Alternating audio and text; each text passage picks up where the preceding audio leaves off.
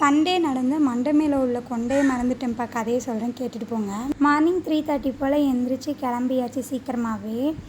போகும்போது இடையில ரெஃப்ரெஷ்மெண்ட்டுக்காக எல்லோரும் டீ குடிச்சிக்கிட்டாங்க. எங்கன்னு பார்த்தீங்கன்னா கரெக்டாக ஆர்எஸ் மங்கலம் கிட்ட ஐயங்கர் பேக்கரி இருந்துச்சு. அந்த கடையில் ஸ்டாப் பண்ணி டீ குடித்தாச்சு. கரெக்டாக 7:04க்குலாம் வீட்டுக்கு போயிட்டோம். இந்த பாய்க்கு தான் காது குத்துனாங்க. இந்த கிளிப்பில் கரெக்டாக எடுத்தாச்சு. மாமாங்களுக்கு மரியாதை செலுத்தினாங்க. மாலையெல்லாம் போட்டு சஞ்சன குங்குமம்லாம் வச்சு விட்டாங்க. அதெல்லாம் எடுத்துட்டோம். அப்புறம் லாஸ்ட்டாக ஒரு 8 மணி போல் காது குத்துறவங்க வந்தாங்க.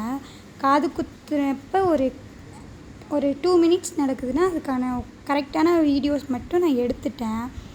அது சேவ் ஆகாமல் இருந்திருக்குது என் ஃபோனில். அதை நான் கவனிக்கவே கிடையாது.